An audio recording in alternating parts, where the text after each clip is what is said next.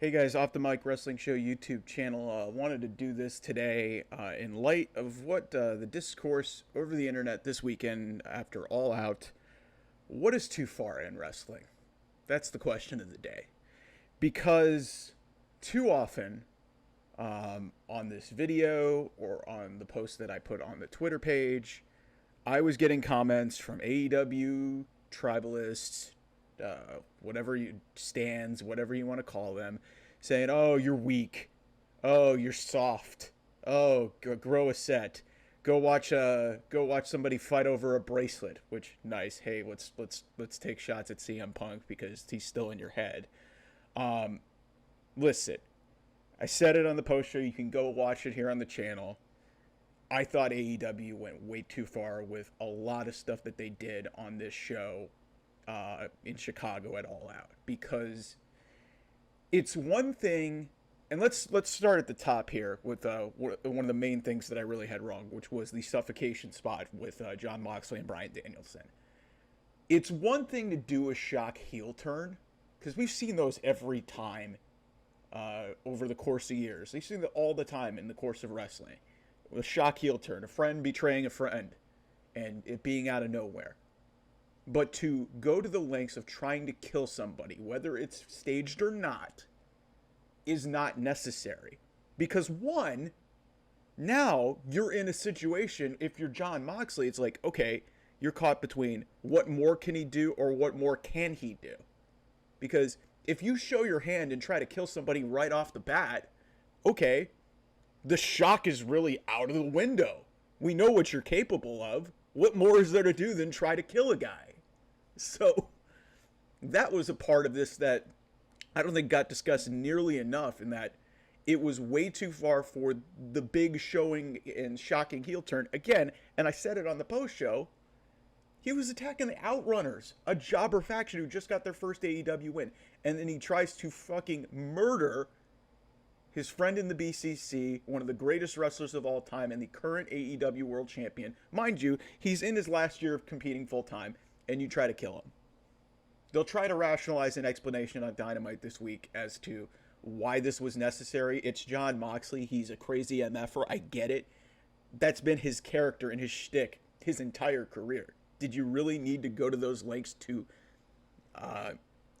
put a plastic bag over his head? No, of course not. And then you get to the main event, hypodermic needle, unprotected chair shots to the head. We already knew that Hangman and Swerve wanted to freaking kill each other. So I'm willing to suspend a lot of the stuff that I was mad about with the Jon Moxley thing, because why did you need to go that far in the beginning stages of the story you're trying to tell? In this one, I was willing to suspend a little bit of disbelief and a little bit of, like, okay, these guys, it's a death match, effectively. This has been the whole feud for these guys. But at the end of that match, especially considering there was a cinder block involved, which is really dangerous, by the way. Both these guys took a cinder block bump. There was a lot of crazy shit going on in this match. Like, Swerve hit a swerve stomp through the table, which, I mean, we're always bound for some good table bumps. But to then, we don't even know what they're going to jam home about it, like, if he, like, impaled him or, like, injected him with something. But to put a hypodermic needle in a guy's mouth and then bash him over the head with a chair. The hypodermic needle is one thing, and that's just gross, and it's a really just savage image, and it's just like, to go to those lengths, why do you need to break out a needle when you've done all this crazy shit in this match? But then, from a just, real life perspective, and we've talked about it a lot here on the channel, to do an unprotected chair shot to the head when there has been so many studies and so many significant injuries and concussions and all the stuff that we know. Christopher Nowinski, former wrestler, doing a bunch of good research on this stuff and has spoken out prominently about this stuff. You've already had one of these incidents earlier this year. In fact, before that, you had another incident with Cody Rhodes causing you to basically not have unprotected chair shots for like 5 years. To do that and go to that length, to be that level of barbaric, that is too far. There's a reason why we don't do that stuff in wrestling anymore. There's a reason why we've never seen hypodermic needles. It's gross. It's over the line. It doesn't need to happen. There's a reason why plastic bags haven't been introduced in wrestling to suffocate a guy since Terry Funk. There's a reason why. And if you want to call that a callback, that's not a callback. Even like I was even seeing people all over the internet. Like Ricky Morton was outraged over the chair shot. Jonathan Coachman, who's been in WWE, and if you guys want to dismiss his opinion, the guy was in the wrestling business for over a decade. Like the guy knows what he's talking about. The guy's been around the game. That's just way too far, and it stretches past the point of entertainment to the point of just sickoism, which is basically what AEW is. And to be met with vitriol because I didn't like the image or I didn't like certain things that transpired on this show, and I thought it went too far, and it kind of screamed, hey, we're trying to make headlines for the sake of headlines, and also you have a boss and you have a head of that company who doesn't have a sack to tell his talent, no, that's not okay. We're not going to do that. And when you have multiple amounts of these spots just on this show all out, and then I could list at least 5 to 6 more, maybe even more over the course of AEW's existence, but just this year, Darby Allin went through a plate of glass.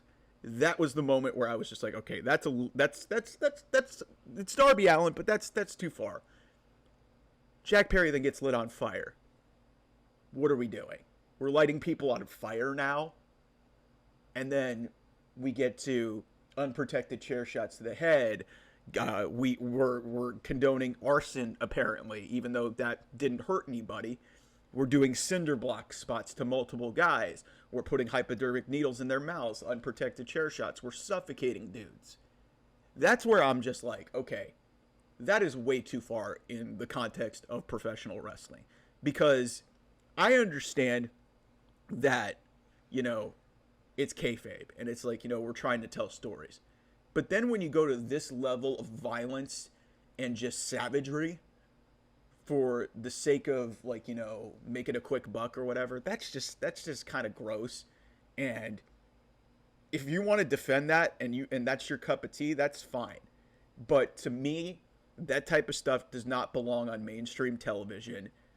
You could put the onus on parents for having their kids watch this thing and say, oh, it's in the rating. Oh, it's in the rating. There's a reason why we didn't see WWE go to these lengths. Because, yeah, they did unprotected chair shots to the head in the Attitude Era, and a lot of people got significantly hurt. We had blade jobs and bleeding and profanity and all this other stuff. But we never saw, we never really went to the lengths of significantly graphic bumps to cinder blocks. We didn't suffocate dudes outside of Terry Funk. And I think that was WCW with that Terry Funk that happened. And it's just like, there's reasons why you don't see this type of stuff transpire. And compounded, going back to AEW, because I know I'm all over the place here, but it really doesn't matter because I really have to hammer home the point of just how insane this show was. You had women going through thumbtacks, women getting, doing significantly dangerous bumps, and Willow Nightingale almost getting concussed. I said it on the post show. I said it after my recap show for All Out. At some point, you are going to get somebody significantly hurt, AEW.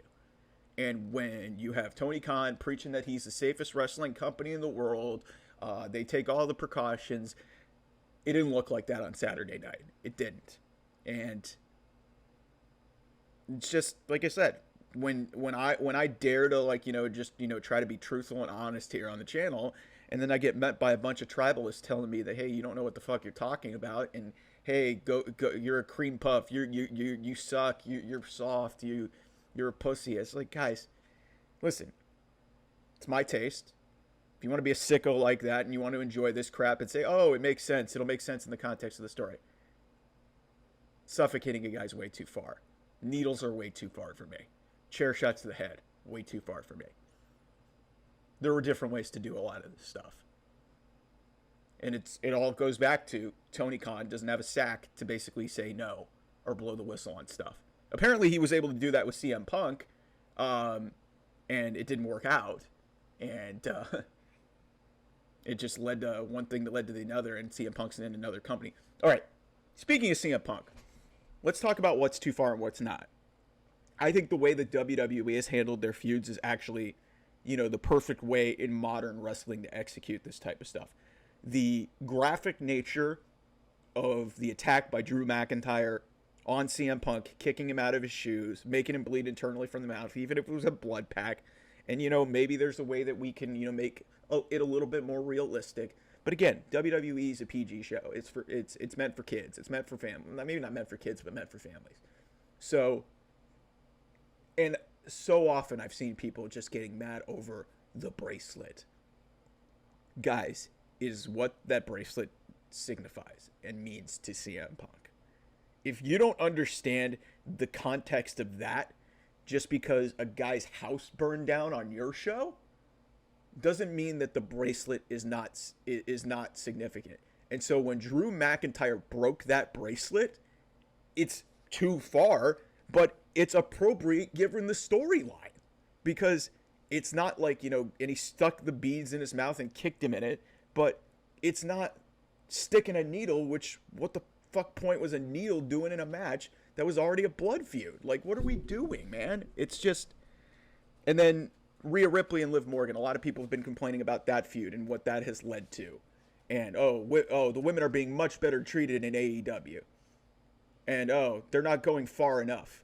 Listen, Rhea Ripley sold a leg injury and went through the rope, and it was executed to perfection. And you guys, watch what you want to watch, but when you start to lose me is like when you defend stupidity and then come up with a stupid argument back at me saying, oh, it's better than the bracelet. It's better than, it's better than like Rhea Ripley and Liv Morgan. Like, what Willow and Statlander did was way better because at least they're fighting. There's different ways to tell stories. And sometimes you don't have to go to those lengths and the lengths of savagery and the lengths of just brutal and utter violence to, hammer home your point. And to just see a lot of the reaction in the last 24 hours to this show, and then certain AEW people just ripping apart WWE's product, considering WWE is just drawing way better than you. So, if you want to watch your product, okay, that's great. But if you want to go down the tribalistic route, you don't have an argument. That's all I got to say. All right. Like, share, subscribe to the channel, and I will talk to you guys soon.